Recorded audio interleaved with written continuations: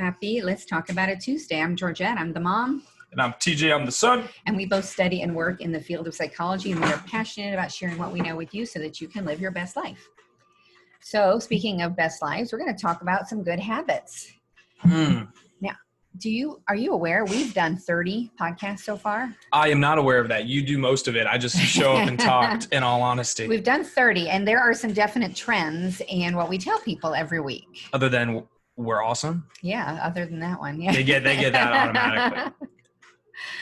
So what we've done is we have kind of looked back at the 30 episodes we've done and picked out some habits that we think that you could incorporate into your lives so that you can indeed live your best life. That makes absolute total sense. So the first one is meditation. Now, we just recently did a whole entire podcast on meditation, but it's something that you can do. It takes various forms. And so it is something you can easily incorporate into your life. It helps you to mitigate your perfectionism if that is something you struggle with. Helps you become more self-aware. Builds resiliency. Helps you avoid some pessimistic thought patterns, especially if you get involved in like flow activities. Helps you gain a new perspective on stressful situations. Helps you to manage your stress. Helps you to be mindful, focusing on the present. Reduces negative emotions. Increases imagination and creativity. And increases patience and tolerance. Is that all? My goodness, that's just about everything we need. So why would anybody not do that, right? Because it's hard. Yeah. Because we think that if our mind's not clear, we're not floating above the ground and humming, that it's not being done correctly. But just the idea of trying to put so much focus in on your breathing patterns helps you access higher level thinking, more blood flow, more stimulation in your prefrontal cortex. So every single time you focus on just taking one breath, diaphragmatically, you really take back control of every single thought that you have throughout the day. You allow logic, reasoning, thoughts to speak a little bit louder than those emotions that may be kind of stopping us in the most part. And it reaffirms that control that the brain has over the entirety of the body. You do it through Tai Chi. You can do it just by kneeling, laying, sitting right before something stressful, during the stressful thing, after the stressful thing. At any point when you can give conscious focus to your diaphragmatic breathing, it helps you dim down the blood flow and activation in your limbic system, the more emotional part of your brain. And once again, allows you to get every single one of those kind of adjustments or improvements that we were just kind of talking about. She was kind of talking about. I was just kind of sitting there looking stupid. No, you would never do that. so flattered. So there's lots of different kinds of ways that you can meditate.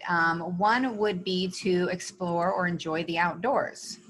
Yeah. In almost every study they've ever done on happiness, one of the main repeats, for lack of a better word, is the more sunlight you get, the more happy you are, right? Not necessarily sure what you're doing outside, but the more natural sunlight you get, kind of like plants, we like it, y'all. Yeah. So in addition to some of those forms of meditation that are some of the things you get with meditation, enjoying the outdoors allows for opportunities of insight. I know a lot of times when I'm walking around enjoying nature, I have these insightful moments. I get some ideas that I would not necessarily have had. It helps you reignite your curiosity. And it does the exploration concept or idea behind it helps to increase happiness. Also kind of like the mindfulness, when you focus in on the sounds of the birds, the different colors and shapes of the leaves and so on and so forth. Have a good day at work, Pops. Live shout out right here on show. We're looking forward to it. Happy birthday. It's tomorrow, but I'm doing it early so that the people at home know too.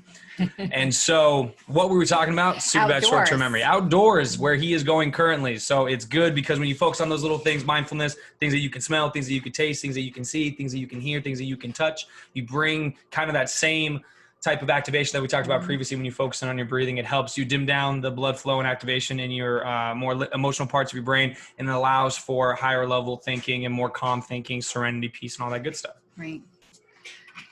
All right. Forgiving yourself. That is a habit that we'd like you to start doing. It helps you combat your perfectionism, helps you to understand that failure is not a weakness and that a not so strong finish is still better than no finish at all. Yeah.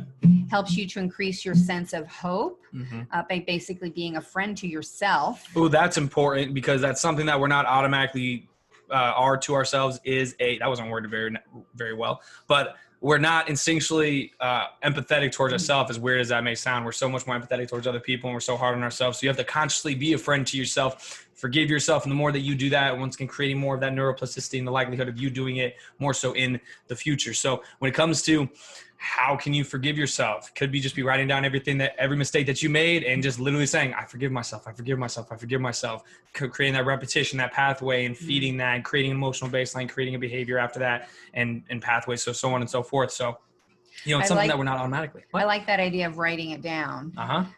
Because almost when you do that, it's becomes almost like a public admission, and maybe even a contract with yourself, when it's on paper, it's more real. Yeah. It creates another level of realism.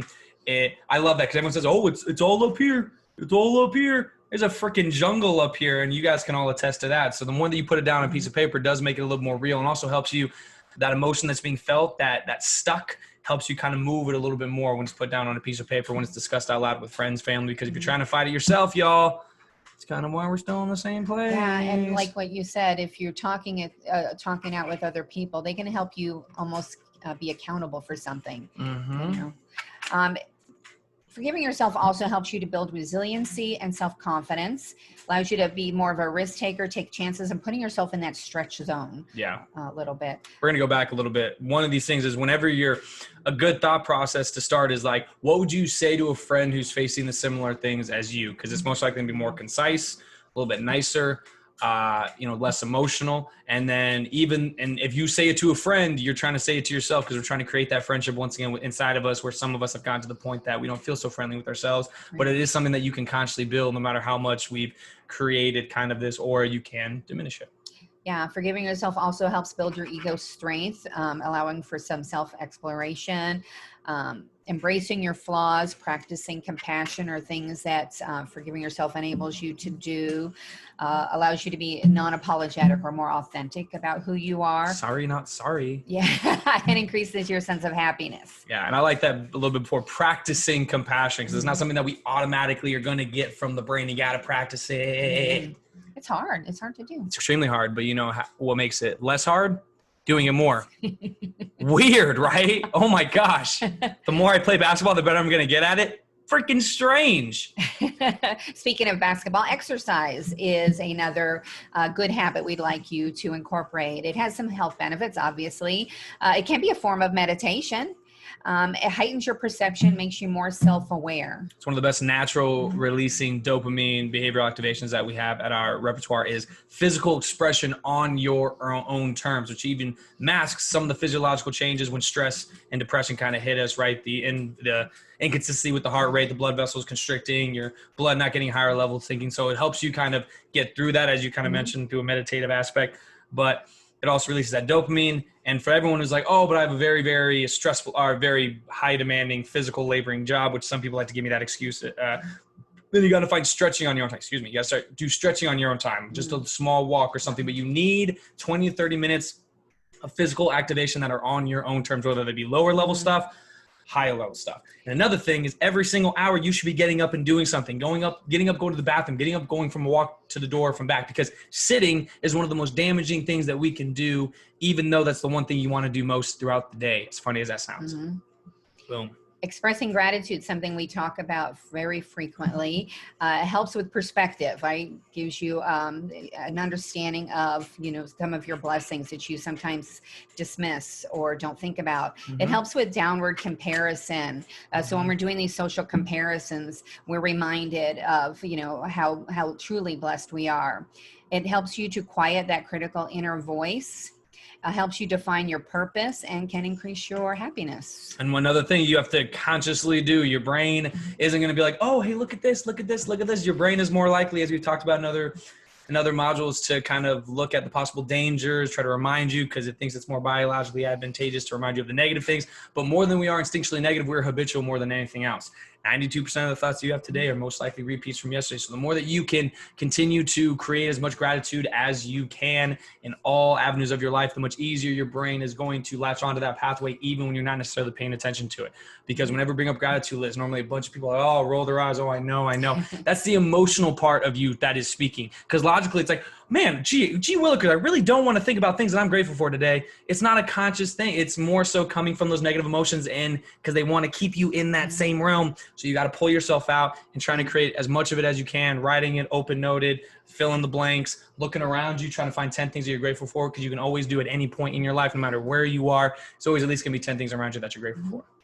Living your faith is another good habit. It can be a form of meditation, can help you define your purpose. It provides for opportunities to serve, which will increase your happiness and increases your self-awareness. Yes. Yeah. It's always helpful to have that next level to, like you said, purposefully. It helps add another layer to that, helps you define more goals, helps remind you of some things that sometimes get kind of tossed beneath the rug or not necessarily. Because no matter what you believe in, a lot of it is unconditional love, forgiving people.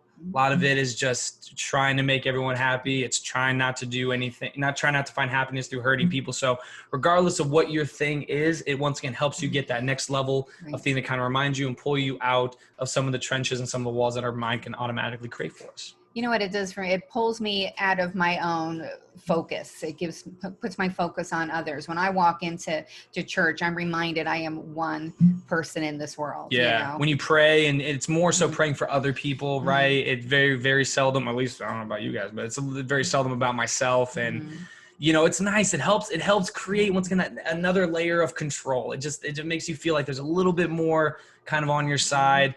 It gives you that person to talk about, right? You look crazy if you're talking to yourself, but if you're talking to a higher power, it makes it a little bit easier, I guess. So, and another form of meditation is praying. And so the more that you can bring faith into the focus of your mind, it's going to be a little bit more helpful for you in the long run. Eating nutrient-dense food and a variety of foods. Don't even get me started. Of course, good habits, right? They have obvious health benefits, satisfies your basic needs. But one thing that occurs to me is when you eat well, what you're doing is you're demonstrating respect for yourself and you're practicing a level of self-care, which is really important. And also when it comes to food, every time you eat something unhealthy, I'm sure you've all rolled your ankle before. It gets big, it swells, body starts putting white blood cells and cytokines in that area to fight off that injury, illness, or infection. Every time you eat something unhealthy, the whole of your nervous system inflames just a little bit more, right? Makes it a little less protective. It already puts your body in a state that has to fight off more things in the body. It's going to be a lot harder for you to fight for yourself kind of from a conscious standpoint. So you're already putting yourself at a huge disadvantage if you're not eating all day, if you're eating like crap. Very similar to drugs and alcohol, spikes dopamine at a very unnatural level. You hold it for a very short period of time, pretty much until the taste fades away, right? And then you come crashing down along with your serotonin levels and your ability to feel content outside of it, so you continue to binge eat. So for a lot of us who are eating unhealthy, I always talk about it's hard for me to work on kind of the self-actualization goals, this and that. If you're not even doing the bare minimum for our survival as human beings, if you're not even eating healthy, you're not giving yourself a fighting chance. Right. And it pisses me off. Really? How do you feel about that, T? It pisses me off. I don't think I said that. Developing friendships is another good habit. Even those of us who consider ourselves introverts, we need friends. We need to have a supportive network. Surrounding yourself with supportive people helps you live longer, helps you live a healthier life, helps you be more resilient. You know, when you do have troubles, you can turn to somebody to talk to about it. Build your ego strength, increases your happiness, all kinds of reasons. You don't have to have 100 friends, but you have to have at least 3 to 5 good friends. There you go. Exactly. We're not asking you to get 100 friends and hit the bars and hit the raves and stuff. But if you have 1 or 2 good sources, that's all that really matters to you, right? It's very helpful. It's something that, although we build a lot of walls automatically towards people, and, you know, for good reason for a lot of us, you got to break down those walls by trying to create a few level of connections outside of you, something that intrinsically we desire a great deal. And with today's day and age, I mean, I got a bunch of buddies. I see them once every couple of months. We send each other memes and talk and texting and Zoom and emailing and letters. I have a couple people that I'm pen pals with. So there's so many avenues, and it really does take you reminding yourself every day, I should talk to one of my friends. I should say this to that one person. I should have some level of act of kindness maybe in the small form, just by a text message, and maybe in a bigger form if I had money or if I had time to do more things with them. But the more that you can constantly bring awareness to that, right? You're constantly bringing more awareness to things that in the long run will help you release dopamine at a much more stable pace, will make it much easier for you when you're not around people, when you're bored out of your freaking mind, to feel a little bit happier than to feel sad instead of letting the mind wander. Right. Journaling is another good habit. We've talked about that a little bit earlier. It's a form of meditation. Helps with overthinking. If you can get it jotted down, you can take it off of your mind, right? TJ said earlier, it makes things real when you write it down. Can it help you increase your self-awareness?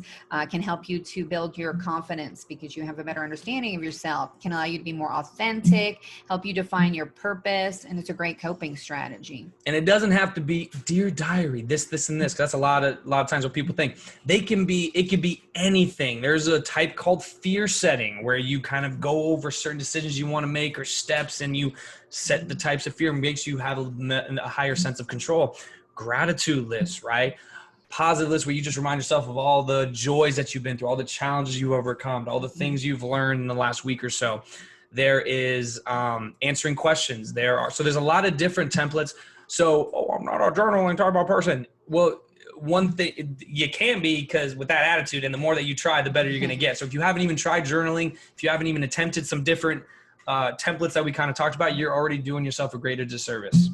And I think one thing that you kind of alluded to is you can combine some of these things, journaling and gratitude lists. All the same. I mean, we have 14 things here, but I mean, really, if you do 3 really well, you're probably hitting most of these things. So yeah, exactly. For a lot of us, I love it. It's like, what are you doing for the weekend?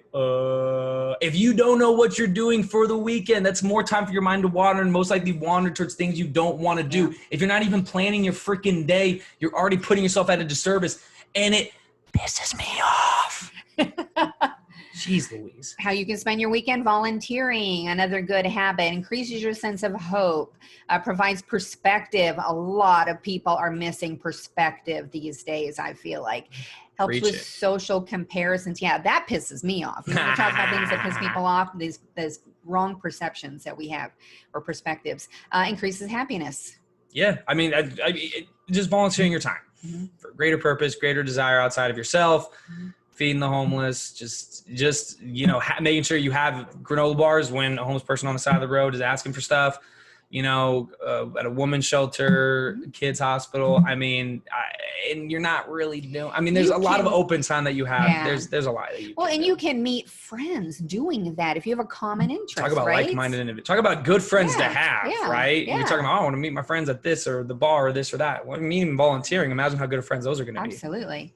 Utilize some healthy coping strategies, helping you to manage your stress, helping you to manage relationships, helps with your emotional health, increases your happiness. Yeah, just a bunch of different health, topics for healthy coping, right? We kind of talked about fitness and nutrition already, social connectedness, talking about purpose, making sure that everything that you do has some level of importance or goal in mind attached to it, because there is definitely that case. Bonds and passions. What are some things that you really love? You like learning about cooking? Do you like learning about cars? Do you like stargazing? Do you like, there's so many different things that you can do, but one of the best ones is what is something that you feel a lot of bond and passion for that maybe you lost sight of because of this thing that we call life? Practicing mindfulness, another good habit, that prevents from overthinking, helps you to become more self-aware, helps you to be more authentic, living in the present, increases happiness, helps you accept yourself. Yeah, mindfulness. I actually have that on my phone somewhere, but there's it's like a trick to get out of panic attacks, right? Right away, try to think about 5 things that you can feel. Grounding. Right? 4 things that you can see. 3 things that you can smell, 2 things that you can taste, 1 thing that you can, I always forget one of the sentences if I don't go in order, but you guys picking up what I'm putting down. But if it can get you out of panic attacks, imagine how well it would treat you getting out of just some of these little funks that we get in. Oh, that's a great point. Great point. Gosh, I know, right? Love it. I wish I had more of them. That doesn't piss me off. That unpisses me off. Play. We forget to play. It allows you to learn about yourself a little bit, allows you to practice your social skills. Cognitive stimulation. Yes. Emotional regulation and emotional intelligence. It helps counter the pressure that we feel to achieve, and allows us to not be so self-absorbed, right? Increases your happiness, and can also be a form of meditation. Yeah. I'm looking at my phone right now at some game app. Damn, I keep burping. Sorry. The kombucha that I am fermenting and brewing myself myself, BT dubs, whoopsie daisies. I just throw that in there. That's kind of fun. Oh, laundry done. But I'm looking at, I got the Free Rice app, which is where you answer questions by any type of topic. You know, right now I'm doing quotes. Every time you answer a question right, you donate 5 grains of rice to the homeless. I don't know how much actually gets to them, but it makes me feel a lot happier about it. And I just got one wrong, so that's awkward. But, and then you have Happy Color, where you color by number, or color by numbers. Yeah, Lumosity, which is actually a cognitive developing game that you can do. I got Sudoku, I got word searches. And if you spend 15, 20 minutes on each of those things, it can take up an hour.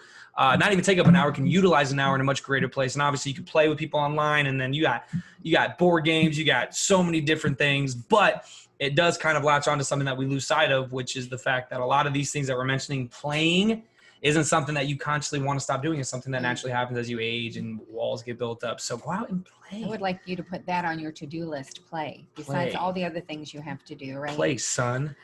Sleep, a good habit. It can be restorative. It's a good form of self-care, something our body and our minds need to do. Yeah, how many of our days get ruined as we wake up like, oh, that was a bad night's sleep, overgeneralization. The rest of the day is just going to be this more challenging, right? When it comes to sleep, it's one of the hardest things to predict because you're completely unconscious. But the calmer we can get you going into bed, the more likely you're going to sleep peacefully throughout the night and wake up in a better mood. So practice good hygiene. The last hour of your day, my mom's not going to like hearing this, the last hour of your day should not have a screen involved.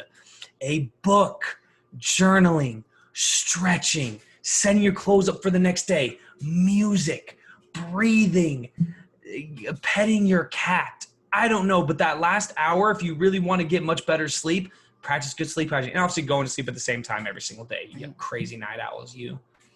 So we just gave you 14 good habits we'd like you to incorporate into your life so that you can live your best life. So we hope that you adopt some of these. I know there's a few things that I'm going to try to do better. And then some things I'm just going to add completely. How many of these do you do on a daily basis, looking into these 14? Oh, meditation, daily basis. I do like 5 minutes of Tai Chi throughout the day every once in a while to kind of get me going. I try to start the morning off with 15 minutes of meditation with my feet hiked up, the blood getting from my feet down to my body. Listen to music. I'm kind of a cheater. I like listening to music, but it really helps turn off my brain. Enjoying the outdoors pretty much all the time. Right now, currently with all the gyms closed, the gym that I'm currently working at that I used to work at, Results Only Fitness, one of the very few gyms that would work so hard to keep their doors open. They've been actually doing all their work. It's outdoors in order to keep that alive. Forgiving yourself. We've obviously in greater detail talked about some of the more things that I've been holding on to throughout the entirety of my life. I guess you can pretty much say that I've forgiven myself for a lot of them. I found some type of annoyingly rational or logical or reasoning way in order to help me get out of some of those things. Exercising, get out of my face all the time. Expressing gratitude all the time. My life's pretty easy to find gratitude towards. Living your faith, pray daily, right? Look at quotes all the time. You guys know me and my quotes. Eating nutrient-dense foods. I usually chop up cucumbers and oranges throughout the day so I can keep my energy levels going at work, and I try to eat decently healthy. Journaling, I'm not much of a Dear Diary type of guy, but I journal and I write a lot of quotes down. It's one of the favorite things I do. Developing friendships, obviously kind of one of the ones so far that I do the least amount because I guess I take my friends for granted a little bit, but I still have strong core group of people. I'm come to realize that I'm a little bit more of a loner, so I do like to spend more time with myself compared to other people, but I'm keeping those strong, the few amount that I need. Volunteering, I kind of lost sight of that as I've, thought about other things to possibly do on the weekend, strengthening family ties and give myself a little bit of a break because my job can feel very strenuous. So maybe something I need to get back into, maybe not what I was doing prior, but something different. Utilizing healthy coping strategies. We talked about games and I can go on and on. Practicing mindfulness all the time. Playing, my whole life's a playground. Prioritizing sleep. Your boy sleeps like a freaking log. And boom, check. So you do all of these things pretty on a much daily basis. Yeah. And you get to the point, 92% of your thoughts from today are most likely repeats from yesterday. It's now habitual. I don't even think about a lot of these things, even though some of them still come with some resistance. Oh, don't sleep in for a couple more hours, TJ. You don't have to get up at 4:45 to work out. Oh, TJ, there's some things not to be grateful for, this and that. It's just identifying that that's not necessarily you, pushing through it and creating a new type of normal. All right. So add some of those to your daily routines, and we hope you have a great week. We will see you next week for Let's Talk About It Tuesday. Yes, indeed. Oh, and this is the time where you can give me a hard time. Are you done? Are we sure we stop? Done. You sure? Stop. Yeah. 100% sure you're done with this podcast? Yes, I am. Oh, damn, it went away.